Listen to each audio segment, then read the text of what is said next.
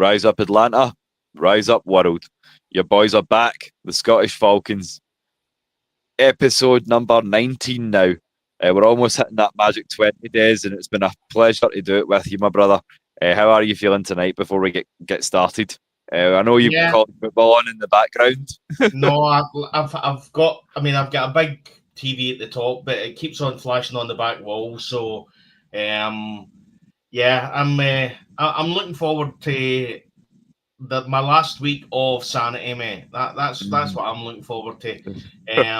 Because in just over a week's time, 53 men and a coaching staff are effectively going to take my mental health to the bottom of the ocean, mate. To be honest, so I'm looking forward to my last week of sanity because, as I say, this it always tends to be a car crash when it gets started with the Falcons. So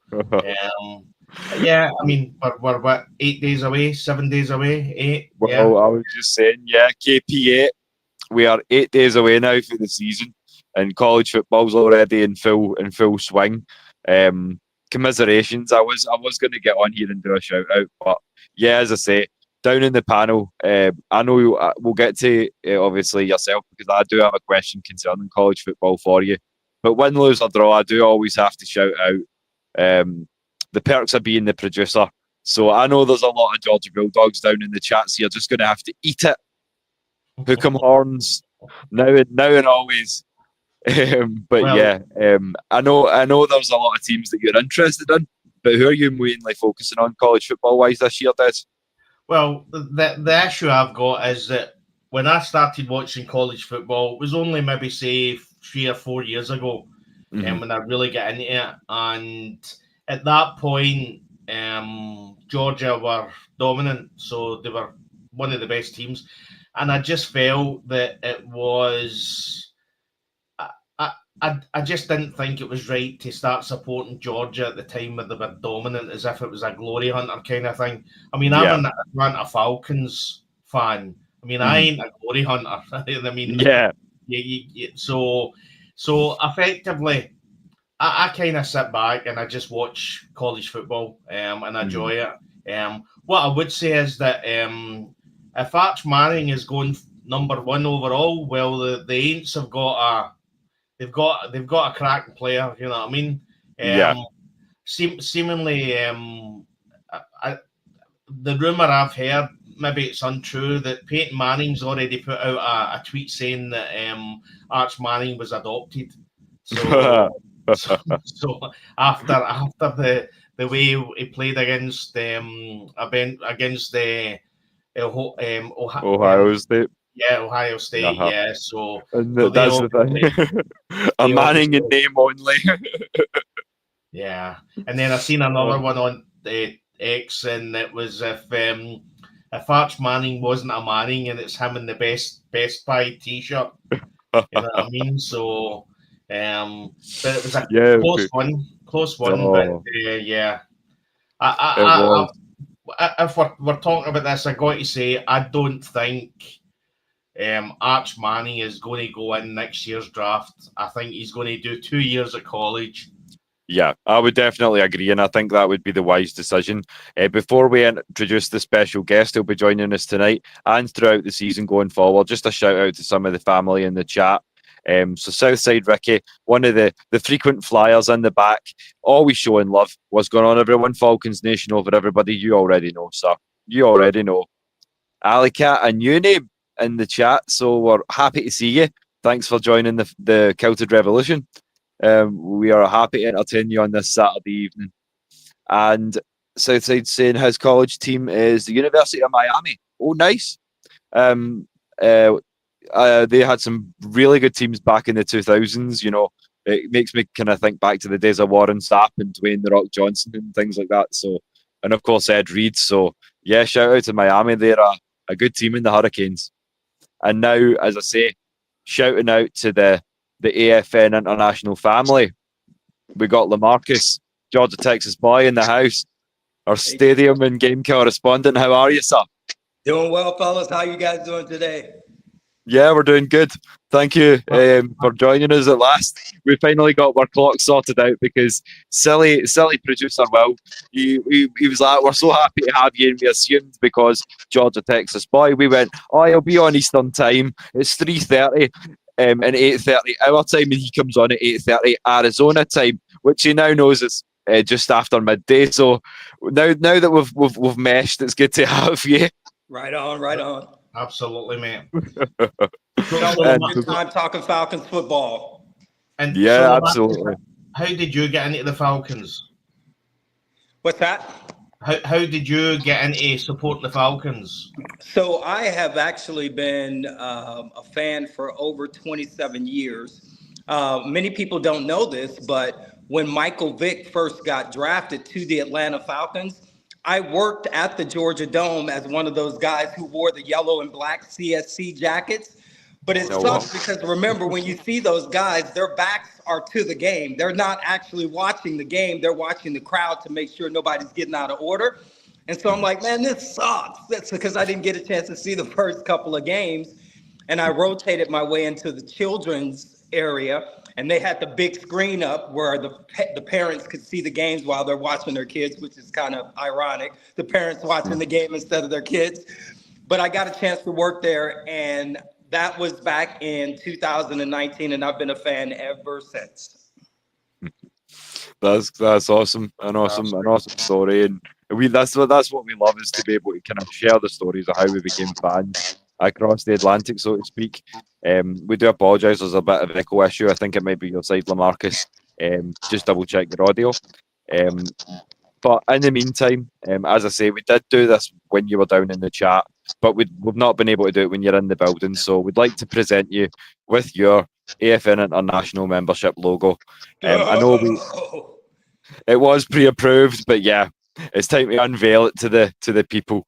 And as I say, he will be our game correspondent because, like Auntie Pam, the man likes to travel and he likes to put in some miles. So we're thrilled to have you as part of the team, man. And as I say, as often as you can get on, please do. We're thrilled to have you. Okay.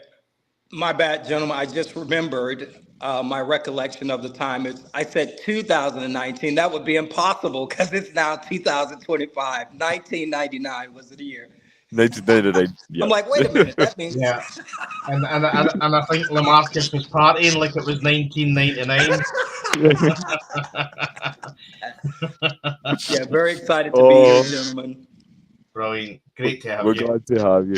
And as I say, we've got a lot to get through as well tonight. So, but let's just fly into it with the breaking news. So, head coach Morris was talking at his latest presser a lot about, as I say, and as we all know, one of the biggest issues going into the week one game, which is who do we start at right tackle in place of the injured Caleb McGarry. Now, essentially, I want to give you guys 5 different options, and I have the photos to back them up. And I'm going to give them to you in the order that I would feel most confident, and that would be Elijah Wilkinson at number 1, followed by getting Brandon Parker up from the practice squad, because I do not trust Jack Nelson, and at this time, as I say, the new trade piece, Michael Jarrell, is an unproven commodity for me. So I don't want to start him against a rival. And then, of course, as I say, we could always move Matt Bergeron and then bring in Kyle Hinton to play backup guard. But essentially, as I say, we're playing a strong interior D line. So we'll start with the new blood. So Lamarcus, if you had your say, if you were Coach Raheem, who would be your starting right tackle against Tampa Bay? You know, I got to be honest with you. We've seen occasions when actually Elijah Wilkinson had gone into the game and did really, really well. I can't see them picking someone like a rookie who does not have the experience and the number of reps that Elijah has had in successive series. I can't really see them going with anybody other than Elijah Wilkinson. He seems to be the standout. Now, obviously, there are some other players, because let's just say, what happens if Elijah Wilkinson, something happens to him, because we know in the league that's certainly possible. then I would look at maybe Parker coming up from the practice squad. But I would definitely go with Wilkinson being the starter at that right tackle. Yeah, I would agree with you there, sir. And how do you feel, Des? Who would be your starting right tackle if the choice was yours, sir? Yeah, definitely Elijah Wilkinson. He's got reps with the first team. We see that. So, he was. I mean, he's an okay backup.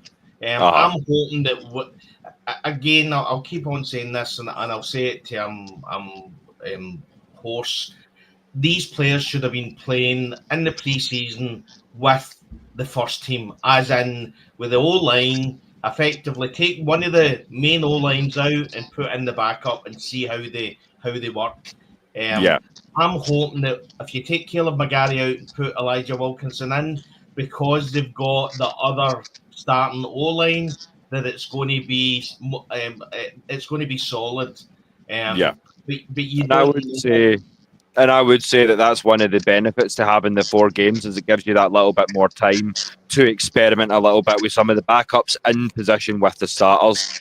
And again, the Saturday scrimmage, I said it was dead, and it seems to be making a comeback. The team is growing, so thank you also Cam, 10 Camo 1, the big chief of AFNI for coming in. So before we get into any big talk, how are you, brother?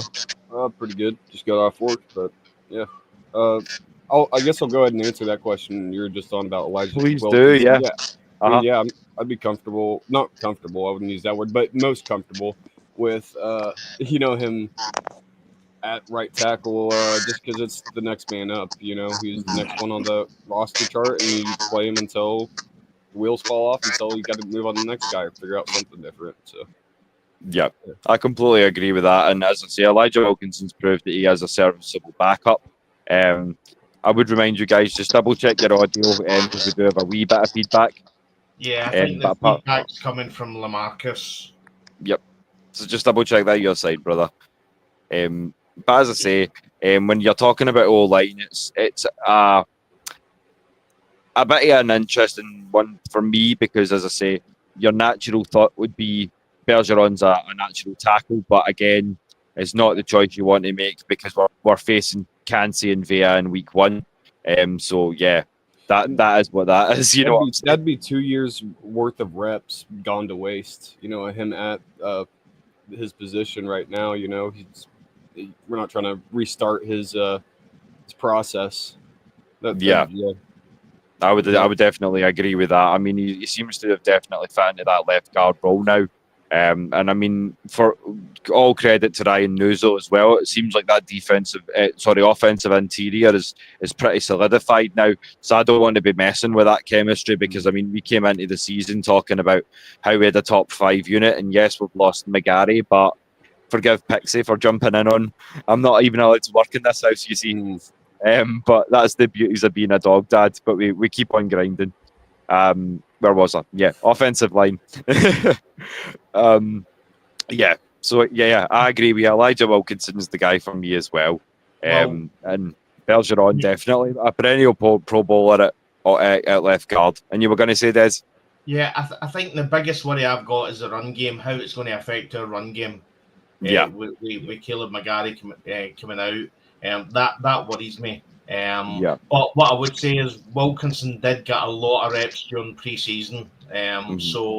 So effectively, unless they knew this was going to happen, I don't think so. But I think they did play Elijah Wilkinson quite a bit. So he has had some recent reps at that position. So. But like Falcons, some bad's always going to happen, mate. You know what? We all know it by now. And I'm going, before I shout out to the rest of the guys, I'm going to shout out the chat here, because it's a new name to me, Seed Up, and he suggests Jarrell or Wilkerson at right tackle until Storm comes back week 6 after the bye. I would definitely suggest that, although my experience of Michael Jarrell is limited. And I know yours does too, Des. So Cam, I'll start with you, and then we'll come to you, LaMarcus. Do you know much about him? Have you seen much of his work coming across from Seattle? I didn't even go to watch his tape. Yeah, like I didn't really think I would get enough, anyways, out of it. You know, he's a depth guy for them. That got cut. There's probably not too much there. Yeah, no, that's fair. Although I feel like it's understated the fact that in 250 snaps faced, they only allowed three sacks. So that was quite respectable for someone who would be deemed a backup, essentially. So I felt like that was the one stat that, as I say, I shared on the last. Is that his college stat? Or No, that's in the pros. Okay. Yeah, he was drafted in 2024. He's had 10 games, 3 starts, including against us. So he faced Grady Jarrett all night long, 250 total snaps, 39% of the offensive unit's total snaps for that span of play. And he only allowed 3 sacks, so that's quite a stat in and of itself. So I say maybe we give the guy a shake. Right. It's always good to have Wilkerson obviously in the back as well. And how do you feel about that, LaMarcus? Do you know much about Michael Jarrell coming in?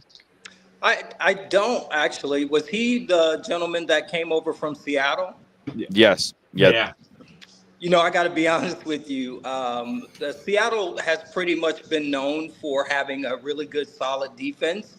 And I'm not saying that he's going to automatically assume that role as a solid defense for our team, but you just look at kind of what history has shown us from the Seahawks and their defense. They have pretty good defense. So if he were to be the backup, I see him doing a really good job. But, you know, it is, again, that next man up mentality. Right. So he's going to have to wait for his turn. Yeah. Wilkerson will let us know pretty soon, too. Like it'll be pretty apparent. Yeah. And coming across from a team like Seattle, as you say, LaMarcus, where they do play a high and consistent level of defense, he's going to be it's going to be no shock to the system when he comes into the level of D that we're bringing in Atlanta, you know, so it's going to be a better transition for him. So I'm happy to have him, especially obviously with Caleb down. So yeah, and moving on to another piece of breaking news that we've just seen, speaking about the defensive front, is that Braylon Trice, one of our edge defenders, he's been placed back onto IR again. So there's a little bit to unpack there. So first off, I'll give the man his flowers. But yeah, as I say, number 48 off the edge is now been, as I say, the latest roster move. He's been put on IR, will likely miss the season or a big chunk of, at least until the bye week again.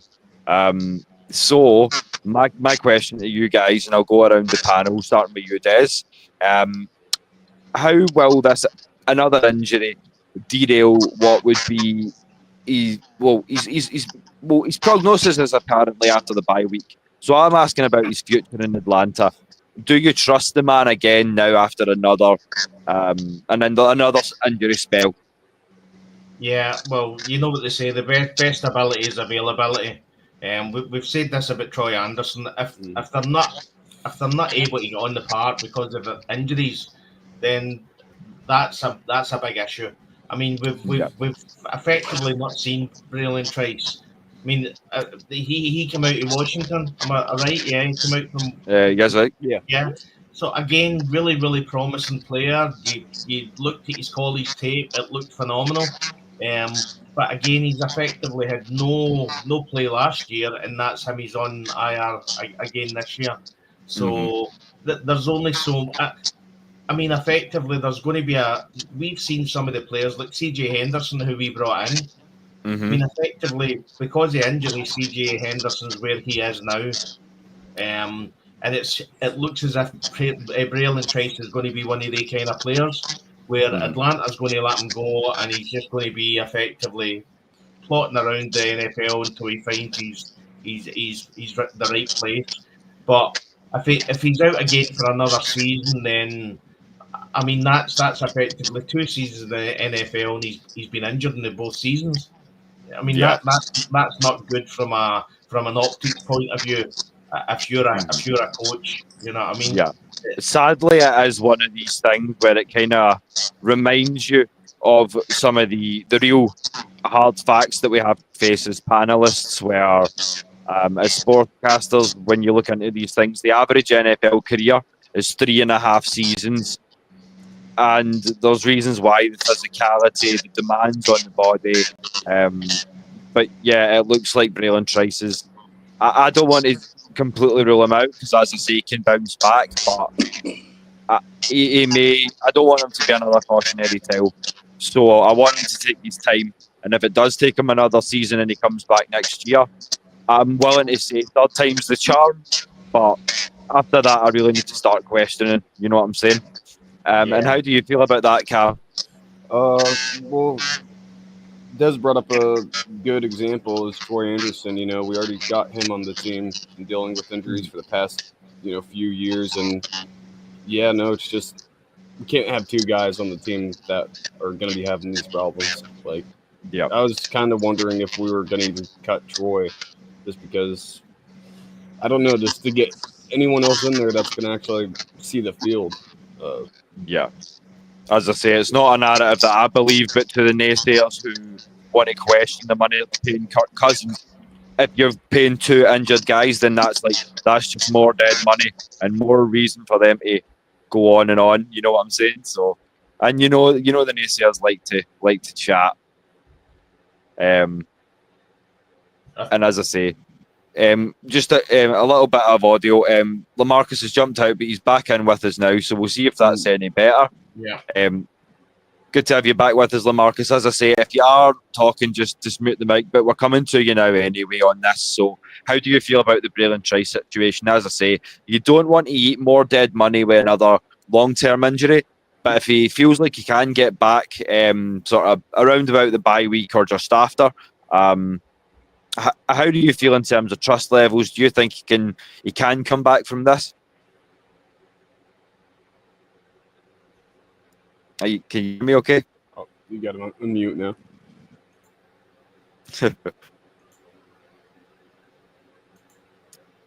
Are you on mute? Yeah, it's still muted. Yeah. Yeah. We can't hear you. You're on mute. So, and you're back. Thank you, fellas. Right. I appreciate it. I'm No a very problem. optimistic guy. But there are some things that when they happen, you just have to kind of look at them as how often that they've happened and the amount of time that they allow you to misplay during a season. So he showed flashes of greatness last year before the injury. And now he comes back and he gets injured again. And I just, I would love to see the guy show his value and his talent playing for us.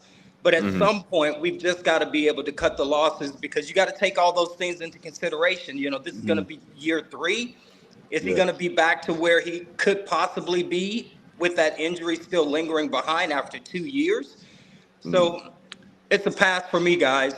Yeah. I mean, even if he does stay healthy for 2 years, it might come back in his 5th year when we sign him, or something like that. We just signed Caleb McGarry, then he gets injured. It's not like he's been super injury prone. He's had a few bits where I think the other thing as well is the fact that the age group is so deep just now. You know what I mean? Yeah. If this is 2 years ago, you're desperate to get Braylon Trice back from injury because the age group wasn't very good. But when you look how deep the age group is just now, effectively he would need to hopefully get back after maybe the 4 weeks on injured reserve, and effectively have an absolutely unbelievable rest of the season for Atlanta to keep him next year. I just don't see it long term, really that much of a benefit. I mean, what is it leg injury or is it a knee injury? It's the same knee. It's the same knee. Yeah. So effectively, when you're looking at the worst part of a body you can have an injury as an age player, it's the knees. You know what I mean? Effectively, that's where all the power comes from. Yeah. So obviously, something isn't right down in his knee. He's obviously, I think he had surgery last year. They're talking about the possibility. Again, Raheem Morris was asked about will he be back after the coming off injured reserve, and they're saying that they're looking at it just now, and it's a possibility he might get surgery again. Yeah. You know what I mean? So again, that's. I don't think again that's necessarily a horror story. I feel like it kind of boils back to what I was saying a couple of minutes back, is just kind of like, if you need to get it fit, in the same way McGarry, when you talk about it stemming back to a high school issue, if you need to get it fixed, because we've showed up now to where we should be okay without you. We would prefer to have you, but obviously we can make it work. And as you say, LaMarcus earlier, it just stems down to that next man up mentality as well.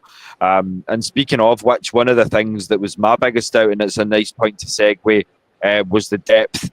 Talking about safety. Now I know we have a lot of good defensive backs, but they're mainly in corner and nickel roles as well. We only have 3 true safeties, but the other breaking news is that he didn't clear the practice squad, but he's been signed straight to the 53-man. We have reclaimed safety Jordan Fuller. So, yeah, as I say, that would bring the safety number up to 4. Obviously, with Trice inactive, that would then make this man your 53rd man. So we'd like to kind of say welcome back, Jordan. We did see some flashes of good play, enough to kind of where you were in the mix. We weren't sure if you were going to be a practice squad guy, but as I say, it's always good to have depth at defensive back as well. As you say earlier, Des, we're deep enough at edge that this is a good move. Surely, don't you agree?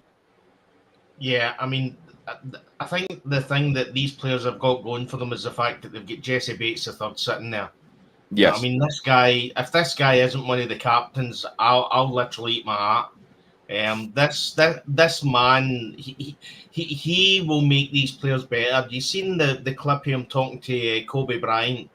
You know what I mean? He's encouraging them. He wants them to get better. This guy wants a ring. He came to Atlanta. Yeah, obviously it was a great contract, but this guy wants a ring, and you know that he's in there and in and around the other players, driving them on every minute of every day. And that's a benefit for us. From my point of view, I think the safety, the depth and safety is probably the best I can remember, to be honest. You know what I mean? So, and to be honest, bringing Jordan Fuller back, I think I keep on hearing that some of the guys, the press in Atlanta, talking roster shenanigans. So effectively, he couldn't get picked up by another team, so for whatever reason, so effectively they were taking him off so that they could get players on, to get them onto injury reserve, to then bring him back. So right, again, it's a standard thing that seemingly happens in the NFL. So right, okay. Yeah. Well, by any hook or by any crook, by any technicality, I for one, I'm glad he's back. And as I say, it is a deep class, and should one of them go down, I'm pretty sure that Kobe's fairly flexible and can be elevated from the practice squad as well. And we also have Ronnie Harrison down there as well. So I mean, it's a deep class, as you say, Des. And when you're talking about, as I say, Jordan Fuller, what's your opinions on him being back in the squad, LaMarcus? And then we'll come to you, Cam. How are you feeling, LaMarcus? Can you guys hear me? Yep, I can hear you just fine. Sounded good. I think, gentlemen, that the question, or I missed the last part of that. Can you run it by me again?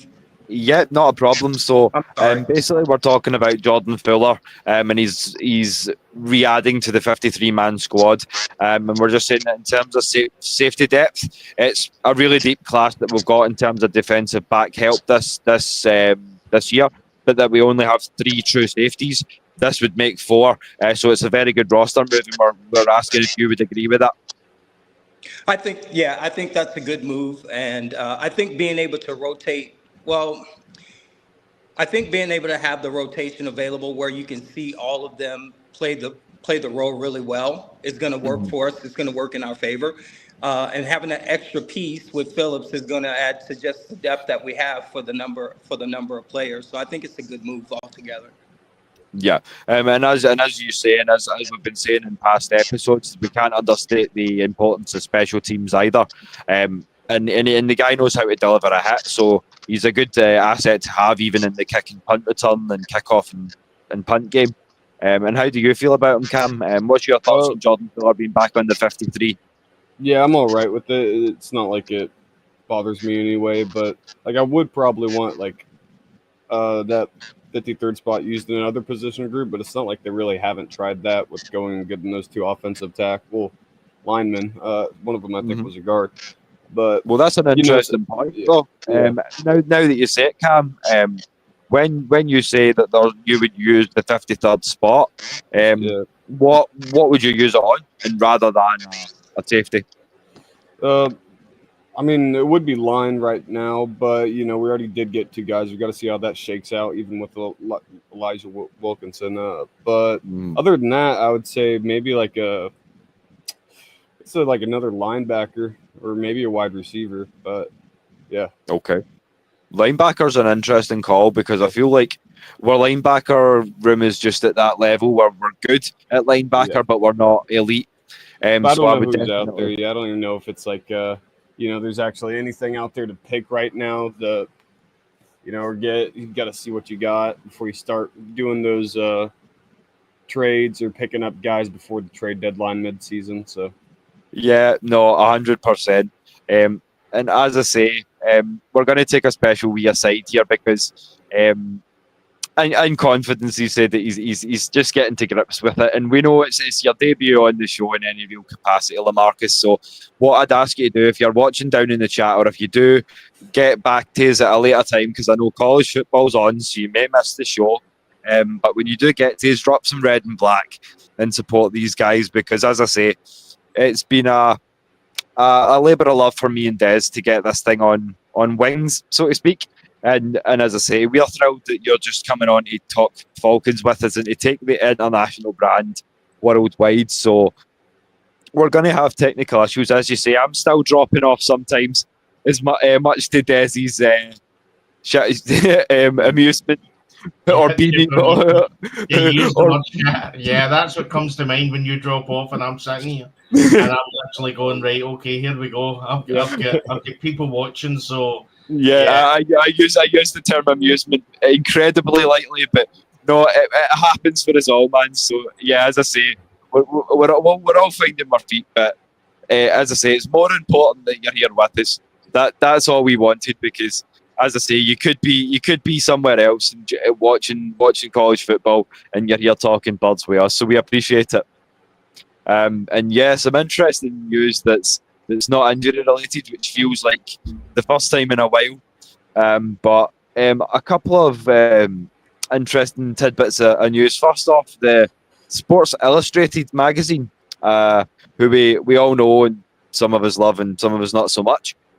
They've struck a 6-year deal now with our Falcons. So what it's essentially going to do is going to bring immersive fan experiences to the game day experience. It's also going to put in place exclusive ticket packages and more that you can take advantage of at the Bends.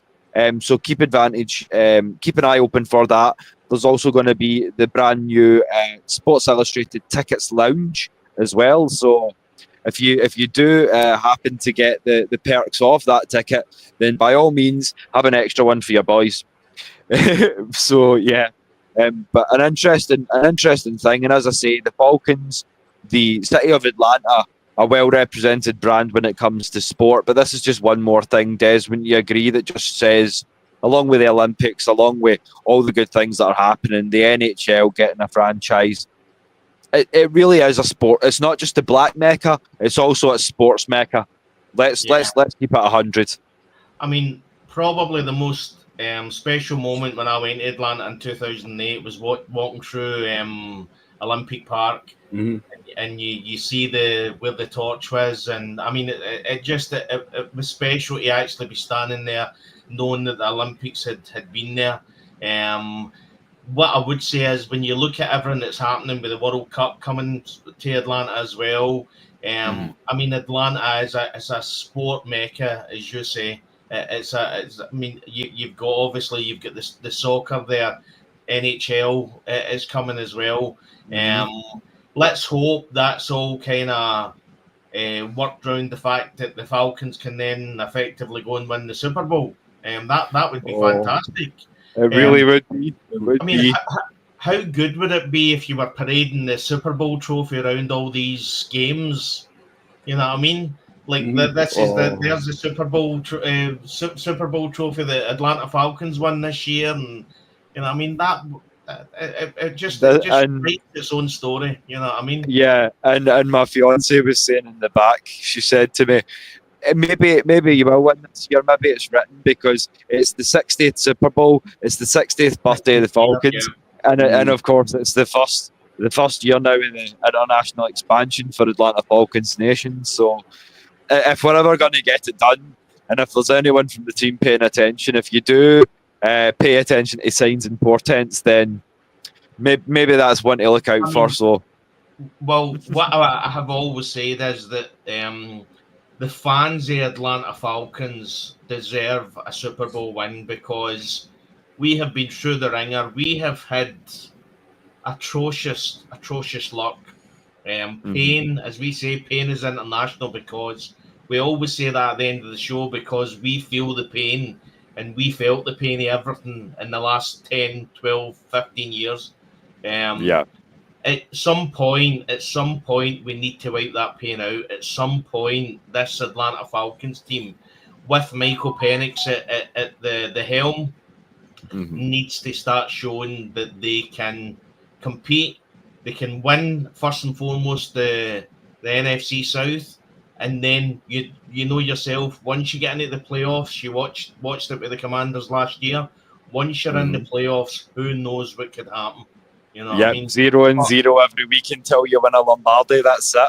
But again, I'll go back to the stadium experience and tell all the fans, I don't care how good the nachos and the burgers and how much you can spend for $20 at the stadium. Yeah. Get your arse in the seat when kickoff starts.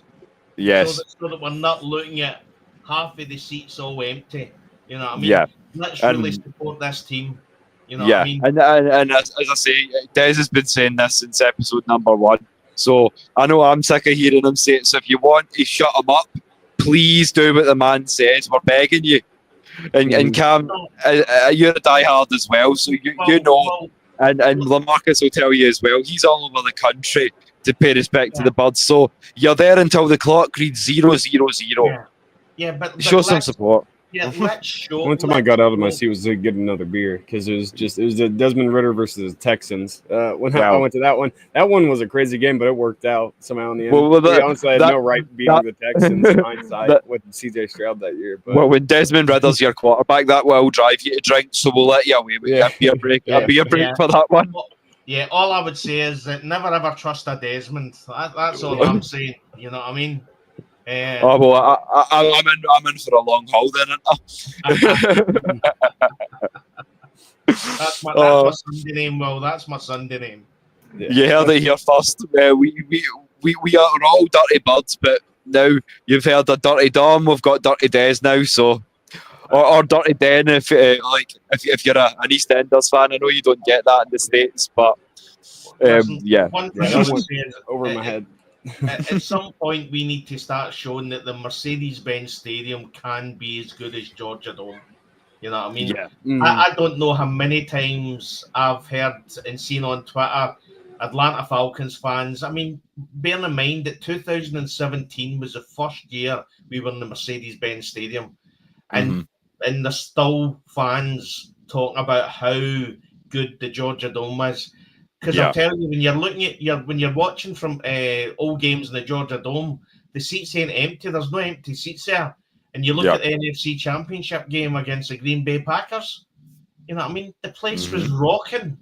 That probably what a game to close your doors on. That was probably one of my most proud moments as an Atlanta Falcons fan, watching the way that stadium was and the fact that Atlanta just came together. For the team. You know what I mean? Truly was a beautiful moment, and that's why I've re-added brotherhood to my hashtags, because it's so important to the ethos of this channel. I says to Maggie when we started this thing out, communication, brotherhood, and just fandom has got to be central to anything, or there is no point. And as I say, this was one I was going to ask you, Lamarcus. As you've been a fan for so long, did you get to experience the Dome? And if so, how does it compare to the Benz? And which do you prefer if you could make a choice? Honestly, having to see games in both of them, I have to say, with the way that the team played when they were in the Georgia Dome, when we were moving towards going to the playoffs and making the Super Bowl, the vibe was just so much more exciting. It was lively. People were excited about going to the games. Mm-hmm. And of course, then you fast forward to when we get in the Benz. Of course, we haven't had a winning season in almost 8 seasons since that time. So the morale is a little bit lower because we're hoping, we are expecting our team to finally be that team that's going to make it to the playoffs, take over the NFC South. And the buzz is right now. So I believe that we're going to start back to seeing that kind of vibe that we saw in the Georgia Dome. And the other thing too, fellas, is listen, you can add a Sports Illustrated section. You can add a Lifestyles of the Rich and Famous section to any stadium. If that team is not bringing wins to that stadium, all those external things don't mean anything. Yeah. They mean nothing. Mike's drop moment. If you could clip that, do that for the man, because he's in on his debut and he's dropping straight facts from the off. So you can see why Des and I recruited this man. I mean, it speaks for itself. It's all about winning, Look at Arrowhead Stadium. It's an old stadium. It's not that great. They're trying to, build a new stadium and everything. But just because they win, that place is packed all the time. It's loud as hell. It's colder than hell. So it's like you don't want to be out there when it's people lost their fingers for a game like 2 years ago or something being out there. Yeah. Like I've heard about making sacrifices for football, and I have sacrificed my fingers to a degree. I mean, 7 dislocations is some sacrifice, but I mean, losing them to frostbite is another level. Yeah. so I'm like respect. Listen, I wouldn't even tell you what damage I done in the game that we do not mention. You know what I mean? We're not talking about damage to your TV, bro. That's different. Well, at least, when we do start winning, we'll be able to be comfortable. But have the indoor AC, like it'll. and I feel like it's going to be kind of a self-explaining circle. Like I feel like wins are going to put arses in seats. We can sit here and we can go, "Oh no, you need to be there and support the team," but they're going to support winners. They don't want to go there and sit for 3 hours essentially every Sunday to watch their team get the shit kicked out of them.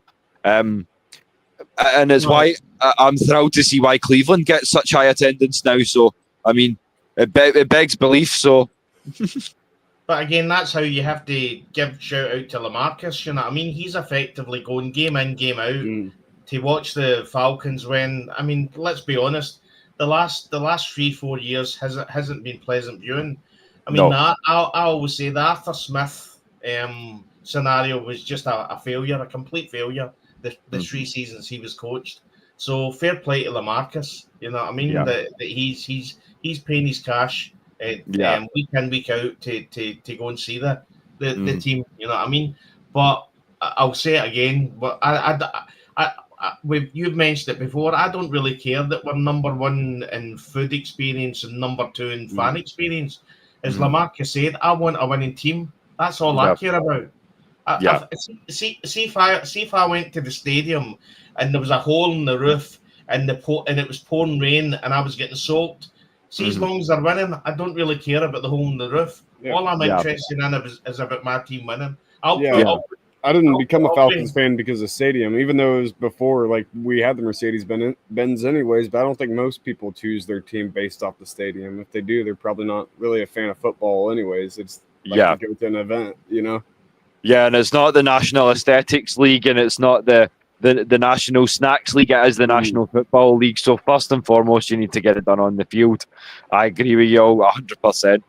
And I just, as I say, I'm really, really excited because, as I say, I've been saying to Des for a couple of weeks now that we've been trying and pushing hard to get these bigger panels with some of the AFNI frequent flyers, as we've now come to call them. So to really open up and so you don't just have the same two voices for 6-8 hours every week. Is really been fun, and as I say, the new takes is only going to help the AFN brand grow. So on that note, I do know that we're very, very close to 4,000 subscribers on the main channel. So if you do get the chance, hit like, smash subscribe on your way out after the show, and do it also for the international channel, because at last check, we are at 71 subscribers. So if all 4,000 of you that watch the main show and do pop in here, do remember to hit subscribe before you leave. That way you can always get the notifications when we go live. You can come in and interact with the international family and your brothers overseas. So moving on then to the next issue that we've got. So it's the uniforms. So the team finally... Oh, that's the roster and depth chart. Sorry. That's the uniform schedule for 2025. So I've got a couple of graphics here just kind of showing off some of the threads, and then we'll break down week by week for you so that you can dress accordingly, LaMarcus, when you go to as many games as you do. So the uniform schedule for our Dirty Birds. So it breaks down as... I will just remove this header a wee second. Okay. So we are in black jerseys for week 1, week 4, week 8, week 11, week 14, week 16, and week 18 against the Aints. And then we're in white jerseys week 2 and 3, week 7, week 9 and 10, week 12 and 13 to finish out the season. And then the red helmets, the throwback uniforms, week 6 against the Bills, week 15 against... I can't even see that from here, but remind me. And week 17 against the LA Rams as well. Cardinals, yeah. The Cardinals, thank you. As I say, I'm getting old, and once the eyesight goes, you're yeah, no, it's very pixelated. It's just on my computer screen, so I can have a bit more room to read that. Thank you very much. Yeah, once you get by a certain size, you're like, who is that again?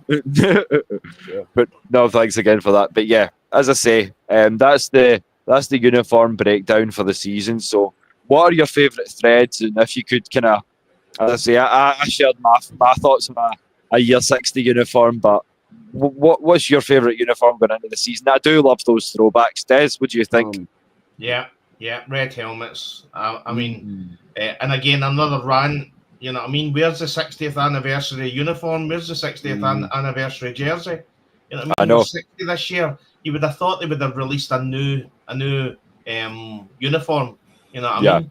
And you know what? We really should be on the payroll by now, because not only have we suggested they're tartan, but now we're suggesting... I am a strike while the iron's hot person, and it is pretty hot. But I think they're just waiting out to see how Penix does this year, how this year plays out, to do a whole uniform reset. I hope it is like the uniforms, the classics with the red helmet and all that stuff, but also like the old red jerseys too, though. Not like the 2000s, like more like the 80s, 70s like era red. Yeah, I like those a bit more better. And then if we did have an alternate that had the black, I'd do black as alternate, red mainly, but classic. Yeah, classic numbers. I like that. But I think your 70s classic would be like alt 1, and then I would have alt 2 and all black, but the all black would be sort of early mid 2000s Vic era all black. So you could mix and match, because as I say, we love to look forward, but we need to show love back as well to the Claude Humphreys and the Bill Frelics and the guys that really put us on the map, the Terence Mathises, without whom we would be sitting here talking about, you know, the Matty Ices and the Julios and the Tony Gs. I mean, looking the bright side, none of our uniforms look like something out of a camouflage, like a shooting range kind of thing. And I mean, I think the Steelers is that. I mean, it looks horrendous. You know what I mean? So no, people actually like the goddamn Bumblebee ones better than because of that.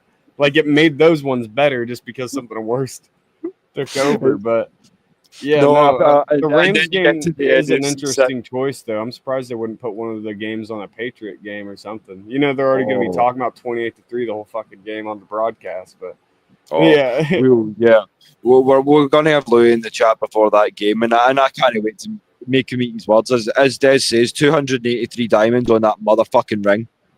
Yeah, when we went up, 283 diamonds on the Super Bowl ring. Hell yeah. Absolutely. Shove it up. And then that's it. And we're going to start with you this time, Lamarcus, as we move on to the next issue. So we're going to take a little look before we get into the roster. There's so many rookie starters on defense, and as I say, I'm going to single out the 4 guys, show them some love because y'all know who they are. Jalen Walker out of the University of Georgia, James Pierce Jr. from the University of Tennessee, Xavier Watts from the University of Notre Dame, and Billy Badass Bowman Jr. from the University of Oklahoma. The team that I know you rep, Cam, as well. So shout out to your Sooners for that one. Thank you for producing that level of talent because boys are baller. And my question to you, and as I say, we'll start with you, Lamarcus, and we'll go around. There's a very pretty Defensive Rookie of the Year trophy. So when we have 4 defensive rookie starters, will a Falcons player lift that trophy? And if a Falcons player lifts that trophy, which one of those 4 men will it be, in your opinion? This is tough, fellas. But listen here. I want to go back to the preseason games and training camp. I want to talk about Mr. James Pierce, the dog. Hell yeah. This guy was getting in a fight with some of the other players on the team. Now, typically, that is not the kind of behavior that you want to see from a rookie. However, what it does say is this boy means business. He's out to play this game, and he wants to show them that he's not messing around. Definitely, without even looking at the other guys, just because of his dog mentality, I say James Pierce has got to get it. Okay. I'm going to second that. I love James Pierce Jr. Just the level of intensity and fire that he brings. It really was the caveat to the amount of fire that I bring to the table about this defense this year. It's really mainly James Pierce Jr. And Jalen Walker, but more so JPJ. Just the amount of, as I say, he's coming with those hands swinging, so you got to love it. Cam, if you've got to choose between one of those 4, who's getting James DROI? Pierce for sure, because like he's the guy with he has a speed. He's gonna start out fast. He's right there on the line. Like Billy and Watts, they're gonna have to do really impressive stuff to like excel. They have to be a lot smarter. They have to and that's the thing in the NFL. A lot of cornerbacks and safeties, you're going to get burnt most of the time. That's why you're, not a wide receiver. Even the best get burnt. Yeah. But even for us to have a rookie of the year, we'd have to get pretty far in the playoffs because our expectations are just make the playoffs this year, please. That's it. Yeah. So to even get rookie of the year for Falcons, how the media, they're going to choose another team that's way hotter or something, a way bigger market. Or I don't even think it's the media that chooses. It is a player vote, right, for rookie of the year. Okay, but I mean, the Falcons will have to as a unit overperform to even get one of our players considered as rookie of the year. But yeah, it'd have to go to Pierce just because he's in the best position to fill in that role and do his job. Yeah. I would agree with that. Des, are you going to jump on the bandwagon, or are you going to throw a spanner in the works for us? Yeah, I'll kind of second what Cam says. The issue with safety and obviously nickelback is the fact that it's not considered a premium position, with his edge is. So even if James Pierce has maybe say 5 or 6 sacks, I'd be delighted with that. I think as Lamarcus said, you seen a recent video and they were talking about obviously their college games, college teams, and he shoved Jalen Walker away. You know what I mean? Jalen Walker runs up and starts shouting, "Go Dogs!" and he was like, I mean, what I would say is about James Pierce Jr. is, I mean, that guy literally just wants to fight with the world, and I'm here for it. I love it. I love it. Yeah, I've said before, I don't want my edges to be effectively nice guys. I want them to be nasty, because effectively that's what they're going out every week to effectively batter some other guy on the other side and get to the quarterback. So they need to be nasty. And I'm going to have to put this one two ways. I'm going to have to translate it. In Scotland, we would say it would be your Iron Brew and Blue Smarties and shake them up. But in America, I would say something along the lines of Mentos. Or Nerds and Monster. Just get them amped, shake them up, and let them loose. Let them go. And see what happens. I'm ready for some fireworks. What I'd rather have, I'd have some Works toilet cleaner and a ball of tinfoil in a plastic bottle. That's what the explosiveness I want. That actually does make a bomb. But we want to lay people flat. We don't want to maim. We want extra. We want extra viewers, mate, but we don't want the FBI to be watching. Come on. So I think stay away from that. Literally about 40,000 eyes in is it Arlington? The FBI is in Arlington. I've just all started watching. Well, you know what I mean? So funnily enough. So so just check your VPNs and delete those search histories quick, boys. Oh, no. That was a word to mouth thing. I didn't even have to look that up. I didn't. Very don't ask, don't tell. We take no responsibility. We don't condone any illegal activity here on this channel. Oh dear. But unless it's James Pierce Jr. Unless you're James Pierce Jr., because then you can do what you like, and I'm not going to tell you different. On the back, you can do what you want. You know what I mean? I'm all up for him getting be up and running for like a rookie of the year to even like be considered. Because again, this team has to, in my opinion, overperform to even get a rookie of the year. You know, but you know, Jalen would have to do a lot just because he's gonna be like going back or just on the edge. He does like two different things. He moves around a lot. He would have to do so much, which I would be happy if it was Jalen. That's who I'd be the most happy with, because that means he's executing his job perfectly to a T. But James Pierce just is the simple, more straight option, in my opinion. And what's interesting to me is, I mean, I know it's flexible and all the rest of it. I know they can line up in different positions, but what interests me is I was assuming that as the shorter, stockier of the two guys, he's not quite as long. He doesn't have quite as much reach or quite as much fast twitch for me. I thought that they were going to list Jalen as an outside backer and Pierce as an end, but it turns out that they're both listed at defensive end. But I feel like, as we've said before on the show, I feel like, I guess it all comes under edge defender now, doesn't it? Very much in the way that safety, corner, and nickel is just all defensive back. I feel like we've reached a point in the league now where your skill set matters more than your position to a degree. Do you guys agree with that? Yeah. And what you bring to the table? Yeah. Can I just jump in? So sure can. So I've just checked the odds on Defensive Rookie of the Year. Just one of the websites I go into. So Abdul Carter is actually the favourite. That's who I was, honestly, in the back of my head, I was thinking Abdul Carter is probably going to get it. He's in the best position, in my opinion. Jalen Walker is second.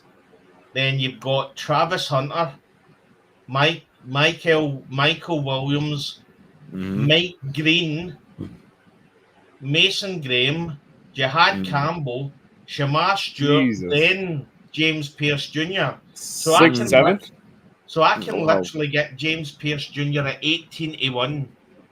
to be defensive player I'd of take the that. year. I mean, that's the smartest. Like Abdul is like the other people list, like even Travis Hunter, like he's doing 2 jobs. Like that's the thing. It's going to be difficult to execute 2 jobs so well. That's like, yeah, this guy was the game changer. I mean, if you do that, then that's phenomenal for your team and that player. But I mean, yeah.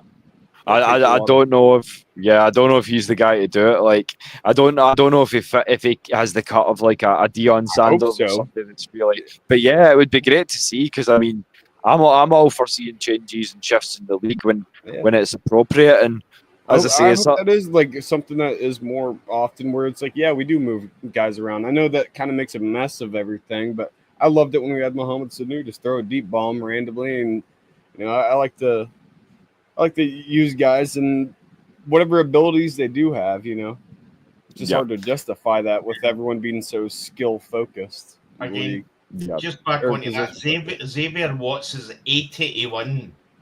Wow, that's quite impressive odds. I wouldn't mind throwing a wee tenner on that if I had it spell. That's not bad odds. That's 800 quid for your tenner. Wow. When he could get some picks. I mean, Jesse Bates made Pro Bowler just getting picks off of everyone in their own division, you know. Yeah. And they're going to stay away from Jesse when they're throwing the ball. They're going to go after the rookie when they're Yeah. That might be a bad idea, knowing his college pedigree. Yeah. So I don't really know if that is picks in college, So I do have a little bit of concern for AJ Terrell because he's going to have to step up again this season, and he's going to have some big questions asked him. So honestly, well, I'll be intriguing to see how he holds up this year.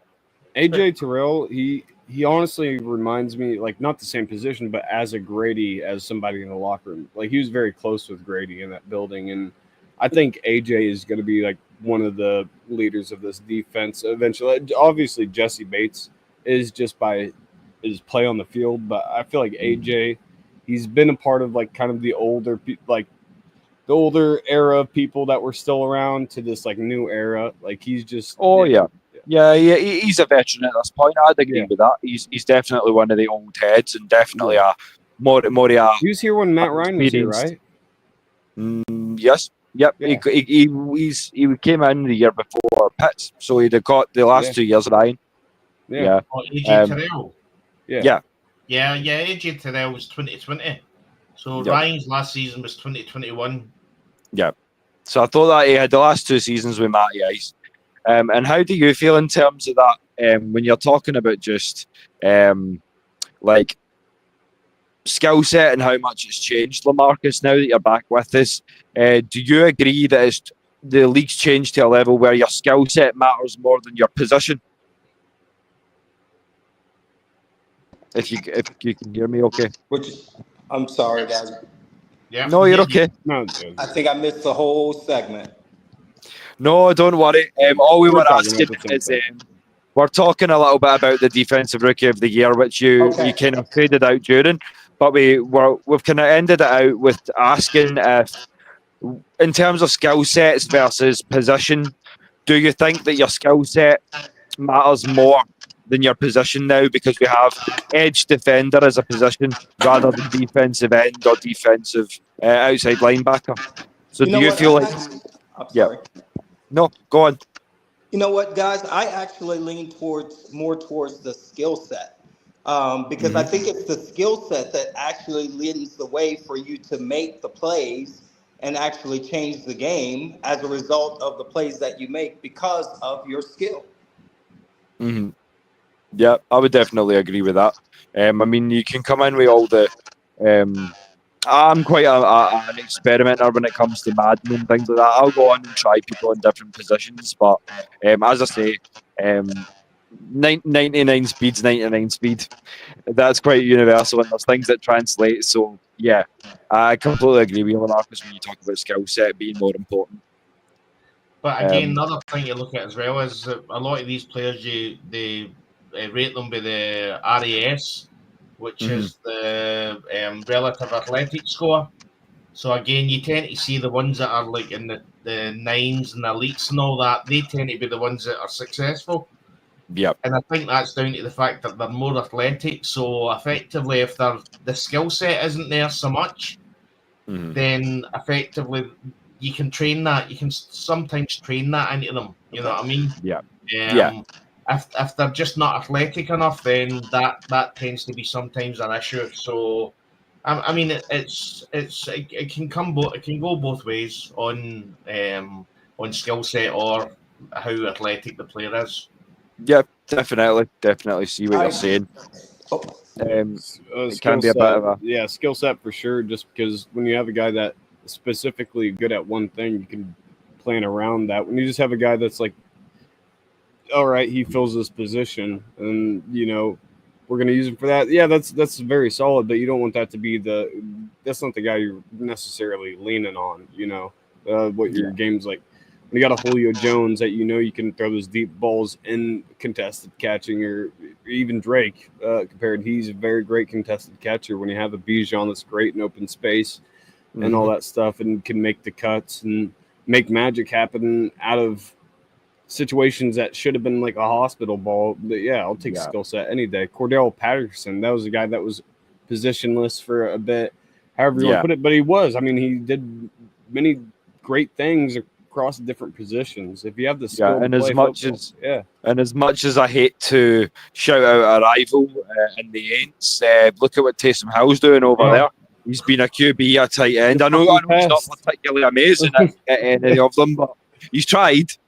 Come on, you've mentioned I mean, are we going to mention the GOAT man as well? I mean, I hate that man. I hate that man. He's up there with the GOAT man. Taysom Hill. Can't stand the man.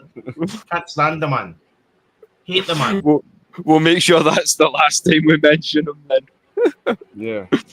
I mean, I know I don't want to see any players hurt, but every time Taysom Hill makes one of the wee quarterback runs, I just want somebody just to smack him. I really do. I just want one of the Atlanta Falcons players just to smack him. You know what I mean? It's get that head pinballing inside between the cheek pads. But yeah, as I say, we're an hour deep already, and we've covered a lot of the kind of breaking news and things like that. So a lot of what I wanted to do, because I feel like we only just touched on it in the last episode, Des, especially now that we've got the guys with us down in the panel as well, is talk in a little bit more detail about if there's any big standouts for us between the roster and the practice squad. So we'll start with the practice squad, and I've still got these visuals from the last show, I'm sure. First of all, I just want to say shame on you, Micah Parsons, for actually effectively tweeting your trade while we were on show. I mean, we were talking about the squad and the practice squad, and then bang. He decides he done it deliberately. Did you have to turn the whole show into that after that? You had to just talk about that. It was about 20 minutes, because when it broke, we were live and I can't remember what we were on. That's the only thing you could talk about. You have to talk about it. Yeah. One of the people that were watching, Jay, he actually put on a comment, said Parsons to Green Bay Packers, and I then jumped in front of Will and said, wait a minute, Will, somebody just said that Micah Parsons has went to Green Bay Packers, and I then put it up, and I was like, oh my God. I didn't see news until like an hour after it was dropped, and I was watching Tom Grossi. Tom Grossi, he also has this guy. Oh, yeah. And Agar as well. She was going mental, yeah. He was in denial. He somehow made himself. He's like, "What if there is something that nobody knows? What if there is something, a reason why Jerry would trade?" It's like, no, Jerry just messed up the deal. Like, he screwed up the situation, the relationship. And I mean, you can discuss Jerry Jones again. Did you see what he said in to the press today? Oh yeah, he can't stop the run. So we gotta. No. The other. It was about one of his team, one of his players. Last year got caught doing 100 miles an hour in a car, and he's been caught speeding again. But Jerry Jones came out and said, well, I really believe, I can't remember who the player is, but I really believe he's matured. And then asked the reporter, what speed was he doing? And the reporter says 66 miles an hour. And he said, well, there you go. He's went from 100 mile an hour in a year down to 66 miles per hour. So that shows that he's maturing. You know what I mean? Oh, he's mature. He's mature, and he didn't kill 5 people. He only killed 3. And he was talking about how Micah could get hit by a bus. Meanwhile, he's defending a player that literally could get himself in a car wreck. Like, and you wonder why Micah Parsons wanted out, because he's seen all this double standards. He's been phenomenal, clean sheet, not perfect. All he does is controversial is a podcast. And that's like whatever, so what, as long as he's not saying things like too like confidential or whatever for the team, And if you want to come at the podcast, not hurting nobody. Yeah. just know that we will stand on our right to talk about our birds. We will. Cowboys fans saying like Micah can't play good in the postseason. Well, guess what? You don't got that problem no more because you're not seeing the postseason. Yeah. When was he seeing the postseason in Dallas? Yeah. I mean, that's the point. When were you last in the postseason? So. And then they lost to Green Bay, and apparently, Jerry Jones says that's the most ashamed he felt was losing to Green Bay in the playoffs. Yeah, he trades him to Green Bay. Yeah, so let's. I mean, you would trade him out of conference. That's the first thing you're going to do. 100%. Yeah, why even keep him in the NFC, let alone to the team that keeps knocking you out of the playoffs? And then you're facing them in a month's time. Yeah, week 5. Yeah. Week 4. Dak Prescott is going to get absolutely mauled. Oh yeah, dude, Jerry's head is gonna just blow up. He could barely handle criticism from one of his reporters a year ago and threatened to fire him on camera. Dude, he will not be able to handle this year. I think there's a leadership change happening in the next year or two. I mean, Jerry's gonna hold on to it. You're gonna have to take it from his cold dead hands. I'm just looking forward to seeing what Tyler drafts and the 2 first-round picks that he gets. What Tyler it's going to be? Yeah, Tyler A and Tyler B. Yeah. He'll be looking up the T's just now to see. Well, I don't know. I don't know if he's looking at Arch Manning the same. I mean, that game wasn't. Well, I didn't watch the whole game. The Texans game, Texas game was on. Given his history of QB play, Cam, he might be calling Arch Manning up right now and going, "You wouldn't be changing your name to Tyler, would you?" Yeah.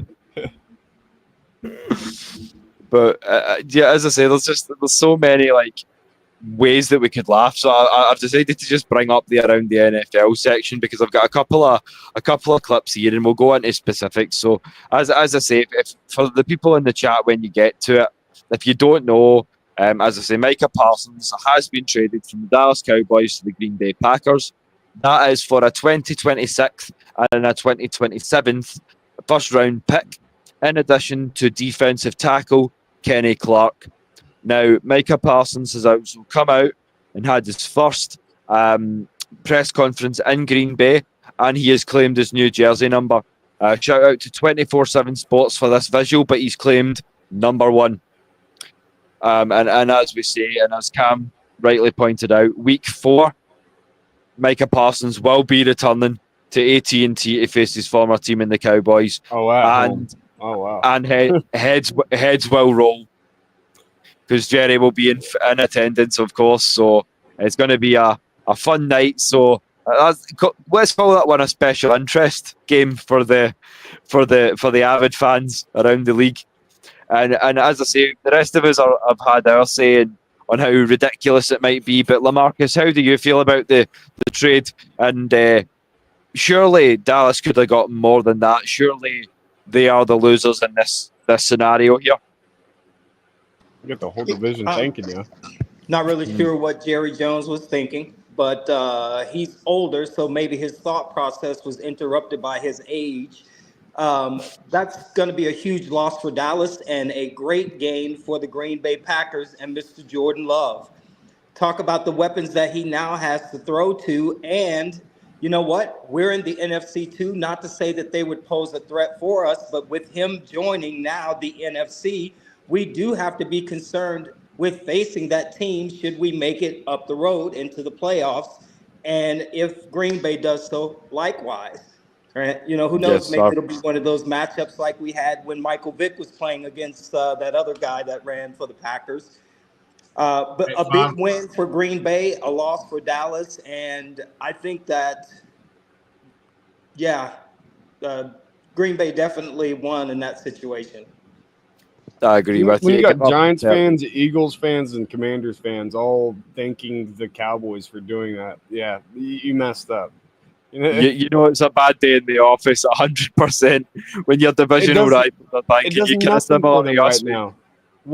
They got a defensive tackle that's 30 years old and had a foot injury last season. He couldn't even he wasn't even performing great for them. But they're going to be able to stop the run. I mean, they'll not be able to sack the quarterback, but they're going to be able to stop the run. And Green Bay, you know, the team known for its running, style, no, they're a passing team. I mean, they ain't got that great of wide receivers. They've been begging for a wide receiver, but they make it work. I don't think Green Bay is a necessarily running team like Atlanta is. Atlanta is one of the more evenly split running passing teams by now. Yeah. Definitely.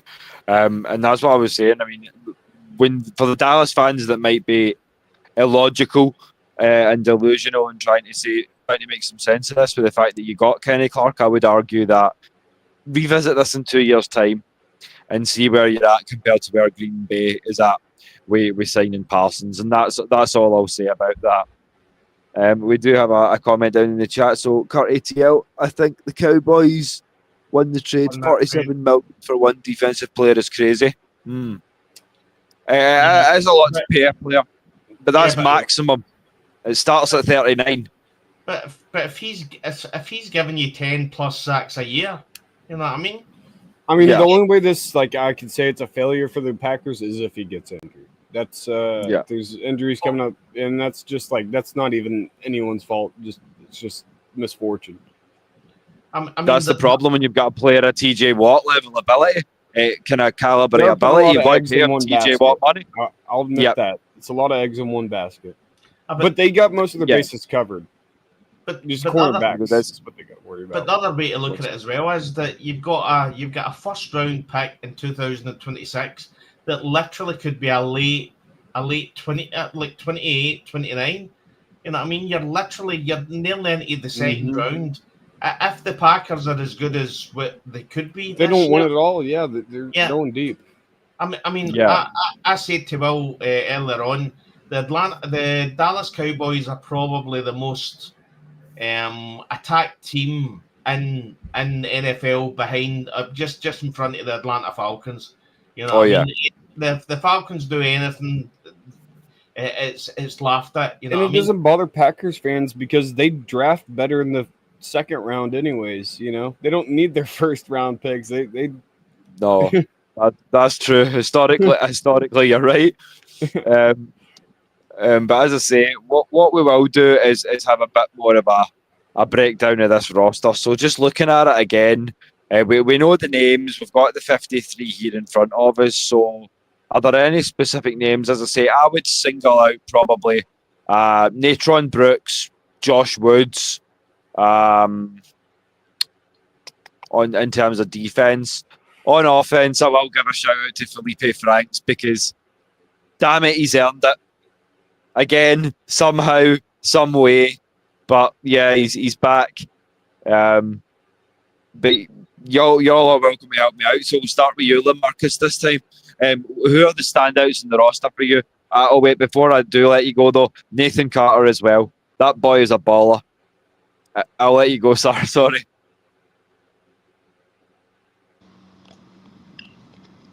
Can you do me a favor, Will? Can you pass it over to either Cam? I sure can. Look at what was the question? I'm sorry, I was no, I was just basically saying. Standouts. Standouts for the roster. Oh, standouts. Okay. I mean, it's going to be on the offensive side for me. Just Bijan or Drake. I mean, they're going to have a great year with Penix. I feel like it's going to be a really great connection. You know, I mean, I would even choose defense in some positions too, but it's just offense. I'm ready to see the foot put down on the pedal. You know, pedal I to the metal. completely agree. Yeah. The one, as I say, the one thing that's given me doubt is that offensive line. But knowing how mobile Michael Penix Jr. can get, I'm not as worried because we can still use a running game enough to where we can open up play action down the road later on in the game. If I'm gonna compare it to a vehicle right now, I would say like we got a cracked head gasket. We might be leaking some oil, you know, but we just got to get home. We got to drive quick. We just got to put the pedal down. Yeah, that's it. If you've got it, if you've got on the offense, if you need to get to whip out the gaffer tape, the blue tack, so to speak. Yeah. Whatever you need to do, Mondo. That's it. Yeah. Get it done. Get it to the finish line, however we need to. But as I say, even with I don't think the wheels have come off quite yet. Even with the Caleb McGarry injury, I still see this as a 10-7 to 11-6 football team. I mean, Des, I'm giving them one more loss, possibly two. So how does it change your original pick? I know you were around about that 12-5 mark as well. How do you feel now? Yeah, I mean, it comes down to how the run game is going to be with either Elijah Wilkinson or Storm Norman. Storm Norton. For me, anyway. I mean, we know that the run game is going to be a massive part of this offense, and to be honest, we know that the offense is effectively going to be the main part of this team. We're excited for the defense. Looking at the roster, probably the two players that I'm really excited to watch, apart from the rookies that we've talked 1,000 words about, are Leonard Floyd and Divine Diablo, because Leonard Floyd is a seasoned veteran, and effectively everywhere he goes, he has sacks. Mm-hmm. And from what you hear in training camp, Divine Diablo's been a standout as well. Effectively, really, really exciting player, and I'm looking forward to seeing they two players, along with the rookies and everybody else. But with the Caleb McGarry getting down, it's all about the run game. How good can we make the run game? Then you look at Nathan Carter. How good can Nathan Carter be behind the first team O-line? Yeah, I'm looking forward to seeing that. As he did in training camp in the preseason against effectively a second and third string O-line, then I'm hoping that he's going to look 10 times better behind this first team O-line. Oh yeah, I completely agree with that. I think he's going to be electric. Once you turn them loose, and as we've said a few times in the last couple of episodes, Des, he brings something unique. You have the power running style of Tyler Algier. Just get his head down and get the job, get the hard yards, so to speak, that you want from a power back. Then you've got Bijan, who just has some of the slickest, most crisp cuts I've ever seen in my life of watching football players. And then, of course, you've just got the speed demon now in Nathan Carter. So I feel like it just gives us one more dimension to this offense. So now we'll circle back to you, Marcus. We've had our say, so how do you feel? Yeah, thank you very much for that. I appreciate that. I was actually trying to get my thoughts together about what I had seen and some things that I read. So the first thing that I wanted to come back to is, did DeMarco Hellams, did he make the official 53-man roster? He did. Yeah, he did. Okay. Yes. Now I have a personal reason why I would like to see him really do better than he did last year. The first thing is, I was there at the actual NFL draft when he got selected, and ESPN did a little special. If you go back, you'll see it. ESPN did a little special, and they caught me on the big Megatron, and I had a beer in my hand while I was celebrating his victory. So it was pretty cool. So I have invested just to see DeMarco Hellams continue being the great player that he was during that time. And I also, watching one of the preseason games, I don't remember the first name, but the last name is Nash. Oh, Nick Nash, Nick Nash. Yeah, he made the practice squad. Okay. I hope that he gets elevated at some point if something should happen to where we need to pull from the practice squad. I do hope that they pick him because he showed some grit and fire during the preseason game. It was great to watch him play. Yeah, he made some great grabs, 100%. And I love DeMarco Hellams. I feel like, although we've called Jordan Fuller up to the 53-man squad now, I feel like DeMarco Hellams is your backup safety. I feel if either Jesse or Xavier Watts goes down, he's the next man up. And there's a lot to like in him. He'll come down into the box and he will take your head off.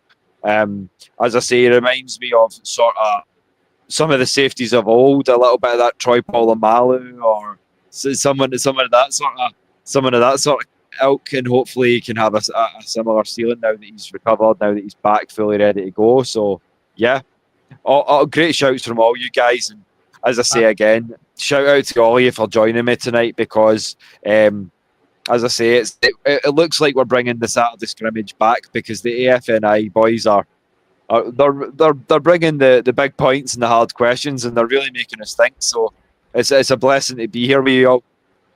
I mean, another thing as well, is that I've said this before. This is the first time I'm really, really excited to see what the defense can do.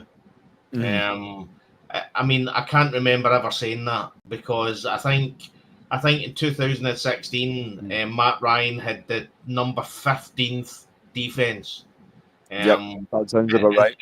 And we got to the Super Bowl. So effectively, that was the best defense he ever had as a quarterback in Atlanta. And you want to hope that the era with Michael Penix Jr., that effectively we give them competent defenses. And I can't remember looking at a defense and start rhyming off all these names. You know what I mean? Jesse Bates the third, Xavier Watts, Billy Bowman, AJ Terrell, you know what I mean? Mike Hughes, DeMarco Hellams, all these players, you know what I mean? You've got James Pierce Jr. at edge, you know what I mean? You've got Jalen Walker, you know what I mean? You've got I mean, it's just it keeps coming and going. When you look down the defense, it's like name after name after name. 100%. I mean, I remember like the last few years looking at Edge and going, "Who's this guy?" You know what I mean? Yeah. I mean, literally a third string with Green Bay Packers or something, and he's our starting edge. You know what I mean? Yeah. But, I mean, Calais Campbell was phenomenal, but I mean, he was like 490. You know what I mean? That guy could not get on the outside. I mean, like you can't blame him. He's big. He's like in his late 30s, or later half, or getting there. Yeah. And like I applaud the attempt. He put the effort in. He got his 100th sack that year, which was also great to see. But I did not blame him at all when he made the switch. Good to be happy about the edge group now. The only position I can think of on the team where I'm like, who's this guy? Is the right tackle position right now. And we will figure out who Elijah Wilkinson is pretty quick in the first 4 weeks, especially at that Bills game.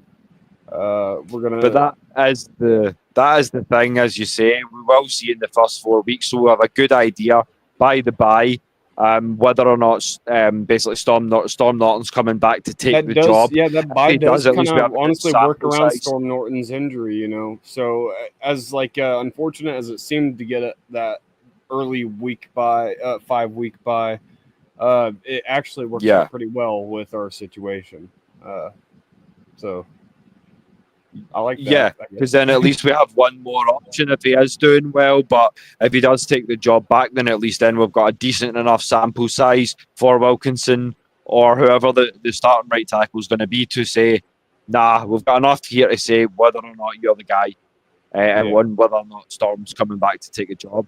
So, yeah, I it completely all is agree with that. relative when you get your week bye. Not every team can have the week 11 bye every year. We damn near had that, right? Did we for 2 years straight? We have week 11, or it was like week 10 and week 11 or something. It was perfect. It was perfect. Yeah, I think it was for the week past 10 2 and week years. 11. Yeah, or even 3 Yeah. years. I don't know how far back it goes, but we had some pretty good buys in the past few years. I mean, the other benefit as well is if you look at all the other O-lines, I mean, most of the NFL O-lines have always got 1 or 2 weak spots. So effectively, Elijah Wilkinson's going to be like our weak spot, but the other 4 guys around them are going to be phenomenal. You know what I mean? So I'm hoping that effectively Ryan Nuzzo doesn't take a step back, and Right. everything that we've seen. Anyone else gets injured, that's when the wheels probably start to fall off. Yeah. Like, if Chris or Bergeron gets injured, Bergeron's held up well. Chris is held up for longer. Jake, that guy is just he always sticks around. He never misses. He's only missed 1 game in his entire career. But yeah, he's I hope a medical marvel at this point. I think. Yeah, hopefully. I mean, hopefully it does stay that way for years to come. See if we win the Super Bowl. That's the man I want to see lifting up that trophy. Jake Marcus, the persistence that he's had. He's earned it. You know, there's some guys in the NFL that have played the best at their position in the NFL, and they never even see the playoffs. You know, it's a crazy league. Yeah, that's the way the cookie crumbles, I'm afraid, and I feel like he's Ring of Honor material. He's done so much for this offensive line. As you say, one missed start in 12 years is insane. Just how much longevity he's had, especially one of the hardest. Yeah, 100%. I wish we could have 5 of them on the offensive line with that kind of tenacity. but again, as I was saying earlier, I mean, the psychological thing with Ryan Nuzzo, it's easy enough setting him up as a backup and playing a game, but when you're then effectively put up as the main starter, psychologically expected, psychologically, how does he handle that? So I'm hoping that effectively he comes on and does as well as he did last year. He did 6 starts or 7 starts last year, right? 8, I think. 8 starts. 8, and then the year before was like 6 or something. So he's done almost fully used to be a full season before they added an extra game, or 2. But shout out to the chat. How you doing, Bucks? Good to see you in the building. It's good to see the rivals even when they show up. 9 more days, man. 9 more days. Yep. 8. I flashed up Kyle Pitts at the start. Okay, since we got a Bucks fan here, who do you think is more detrimental to their offensive line losing, Tristan Wirfs or Kel McGarry? You know, that's an interesting question. Actually, both teams lost a very important piece of their line. Cam, I would put it down to time. We also lost Dahlman, so you could argue. I would put it down to time. The Bucks have had more time to solve that solution with Tristan Wirfs. We've only had a week or 2. You know what I mean? They knew 5-6 weeks ago that he wasn't going to be playing week 1, so they've had more time to effectively work out what they're going to do at that position. We're effectively a week and a bit. I do need to look at their depth or something, like check out who they even have, like to replace Worst. Yeah, I think they probably have better depth at O-line.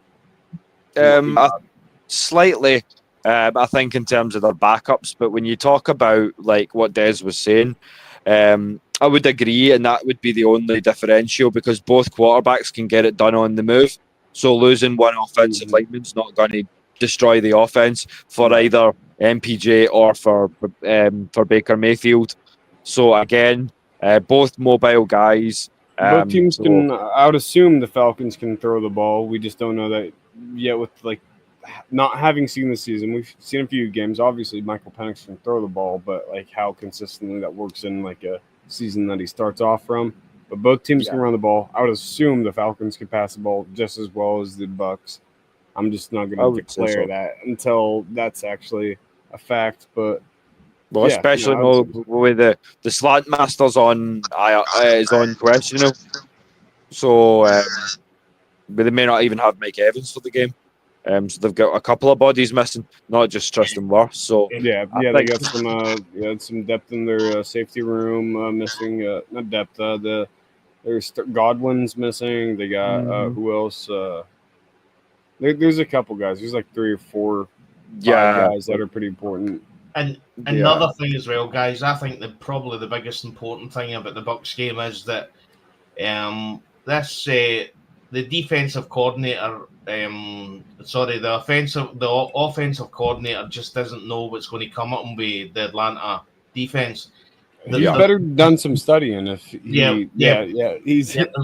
no tape out there to show him what's going to happen. We don't even know what's going to happen. I mean, there's so many unknowns on this defense for Atlanta that effectively, how can you game plan around that? It's going to be virtually impossible. It is a very big different defense. The edges, the safety group, the linebackers, all of it's changed. And I mean, and shout out to Ulbrich because it comes from the top as well. Cornerbacks is probably the only position that's stayed about the same. Yeah. But look at Coach Ulbrich when he was mic'd up at practice. Coach Morris is like, can I get a couple of mulligans? He goes, man, you don't get no fucking mulligans with my defense. So if that's what he's saying to his own offense, what's he going to do with the rest of the league? That's all I'm saying. Hey, guys. I think if you don't mind, I think there's a very interesting perspective that we should possibly consider on September the 7th on Sunday. By the way, I will be there at that game in the ATL, so I'm going to try to bring you guys as much content as I possibly can. Hell yeah. Too much of your voice. Listen up, fellas.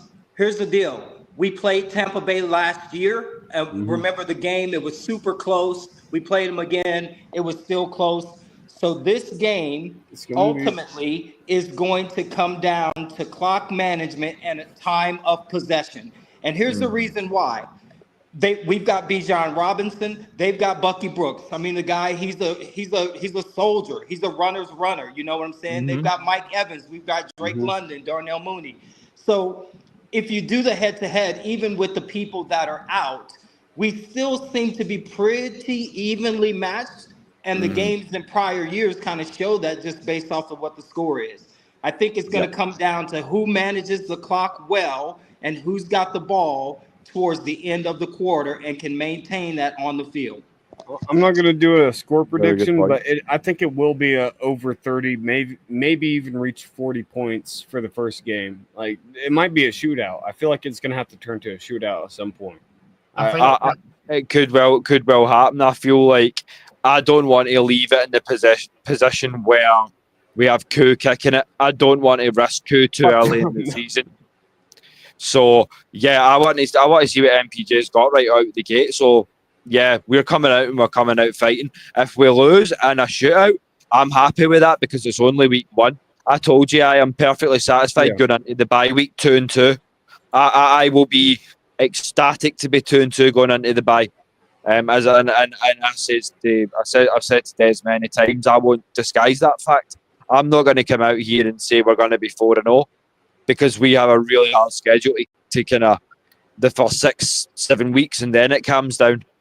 So I think the other thing that we've got in our favour is the fact that their offensive coordinator, Josh Grizzard, is effectively his first game calling plays. So so they're gonna. I think both teams are gonna run the ball from the start of the games, and then as the game goes on, as the game gets a bit closer and the clock gets a bit shorter, there's gonna be some big plays. I think it's gonna be a great first game for us. So win or lose, but it's gonna be a lot to learn from. Well, Cam, I'm putting my running backs up against any team. If we run the ball, which we should, because honestly put Tyler in this game more than Bijan, just to save Bijan for the latter half of the season. Again, unleash Nathan Carter. Again, it's unknown. They don't know what they're going to get. Yeah, this is the thing. You talk about the 1-2 punch at running back. We've got a 1-2 and the elbow. So we can catch you out a lot of ways, and that's why I'm so excited. So what we'll do then, I know there's not going to be a lot of question and answer tonight, but I love using my graphics. I've worked hard on them, so we're gonna bring up the Q&A section, and if anyone does want anything raised, even if it's later on, drop it in the comments. But Des, you've got something to say? Yeah, the problem we've got is all the people that normally ask you questions are actually on the panel. Yeah. You know what I mean? I think Southside Ricky's probably the only one that we don't have. So, I mean, effectively, once he comes on, there'll be nobody there asking questions. So, and it wasn't for one to try, and we did try to get Ricky. He says he's more a behind the scenes sort of guy, but nevertheless, we'll have your takes, Ricky. So if you're still watching, brother, we appreciate you. I'm going to ask a question, and I look back to the last season and how excited I was for last season and how disappointing it was, and effectively it was down to the fact that Kirk Cousins fell off. What I would ask is, what unknown could possibly happen that would possibly derail the Atlanta Falcons season? Yeah, I think everyone just took a deep breath there. I seen Will taking a deep breath. I was breathing in. I know what I'm going to say, and I'm not going to speak it into existence, but it's an interesting question, and it's one that you could answer. There's a couple. Yeah. Answers, yeah. I mean, obviously, offensive position, but I'd put that at number one. But then, obviously, quarterback, because then that's like everything. Yeah. I mean, I trust Kirk again for another season if Penix goes down. You know, maybe his leg is healed up a bit more. But I just that'd be such a mood killer. It would just, For me, I think the absolute worst thing that would happen would be if Chris Lindstrom goes down, because then the whole right side of your offensive line is shot, and it lets them basically just get right around the edge if you don't have the right guys in place to back up. So that would be my worst case scenario, would be losing Lindstrom at this point. How about you, Lamarcus? What would be your worst case scenario? And then we'll circle back and find out what the man himself said. Yeah, I was just looking back to, and I hate to bring this up, gentlemen. I was just looking back to, preseason, we never play our starters. And I listened to Coach Raheem Morris. I like his logic, and I like that he wants to keep our players safe. I love that. However, when you do that, you run the risk of not seeing how well your starters actually play together with some of the rookies involved. And last year, Kirk Cousins, he didn't, to my recollection, unless I could be wrong, I don't believe that he played in any of the preseason games because he came as a veteran to the team. No. And look what happened the first couple of games. Did you watch quarterback? Quarterback Kirk Cousins didn't understand the system. There was too many too much movement and all that stuff. He didn't understand the system about halfway through camp, or damn near close to being over. I think last season, Michael Penix Jr. only got a couple of snaps last preseason. Yeah. You know what I mean? I think he was on for 1 or 2 quarters, and that was it. Yeah. It was definitely nothing major. But yeah. So what would be the bottom falling out of your season then, Des? Well, I from my point of view, I think it's the hype around the edge rush. You know what I mean? If we come into this season and it's as bad as what it's been in the last 3 or 4 years, it's going to literally take the breath away for this team. You know what I mean? It will drain the energy out faster than deflating a bagpipe. Which is a tough position to be in because they are rookies at the end of the day. But we are putting a lot on these guys' shoulders. But James Pierce and Jalen Walker, that's a lot to be on their shoulders to turn around a edge rushing group in the NFL in their first year. Oh, 100%. But But Cam, as I said, TJ Watt was never a rookie. You know what I mean? In his first season, it was straight natural. And James Pierce shows that. James Pierce shows that kind of energy, just that ferocity. Just being able to go out there and be violent. That's Yeah. what you want. When you've got a team that's double teaming you, and your first preseason game, that effectively is telling you that they Sometimes didn't those guys need that pressure. They need that pressure to be able to execute. Well, yeah, diamonds form under pressure, as the old saying goes. So, yeah, I mean, there's something to be said about adversity breeding greatness. I completely agree. But yeah, that was a great question, Des. But as I say, everybody's preoccupied with college football right now, so the questions are probably going to come in the form of the comments section later on. So we will be fully aware. But what I will do is we'll pat ourselves on the back here for the hard work that we do, because we've had too much in place for one show. Because next week we're going to really get into the nitty gritty, the nuts and bolts, so to speak, of the Tampa Buccaneers game. I've prepped a visual for it because it's special. It's rivalry week. It's a new year. As I say, we've got all the hype. So I've put this together. Basically, we're going to be coming at you with the game breakdown for Bucks v Birds for week 1 when they visit the Bens. And as I say, you want to really keep it here because, as I say, we give up a lot of our time to make this happen, and we're running the night shift to even watch the games. As I say, Lamarcus, on his case, has given up his hard-earned cash to be there, to essentially now be our game correspondent for the season. And again, we can't thank you enough. And as I say, we Cam as well. So just having the international team and being able to do this, it gives us so much joy to do this for the 4 hours a week that we do.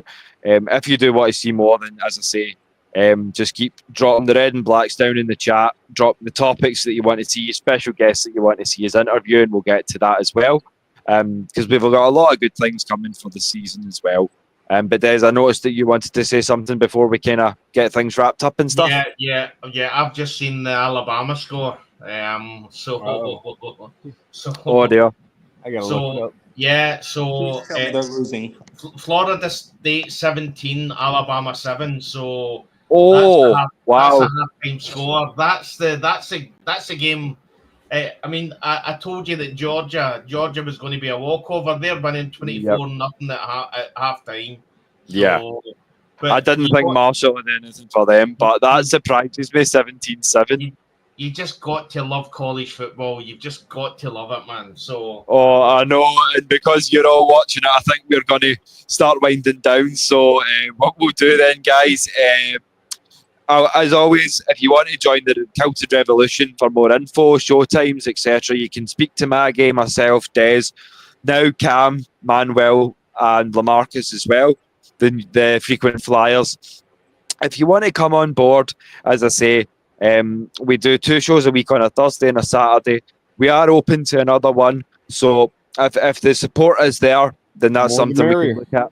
Yeah, as I say, we also have the watch parties too, hosted by Cam, down in the family kettle. So if you want the link for that, do let us know as well. But we'll go around the group and get closing thoughts. So Lamarcus, where can the people get at you, my brother? Well, I travel quite a bit to the games, fellows. I don't actually have a website or anything like that. So I will just try to make sure that you know where I am when the Falcons are playing, and I'll try to keep you guys posted. I actually just added 2 more games, so instead of 7 games, I'm actually going to be going to 9 games this year.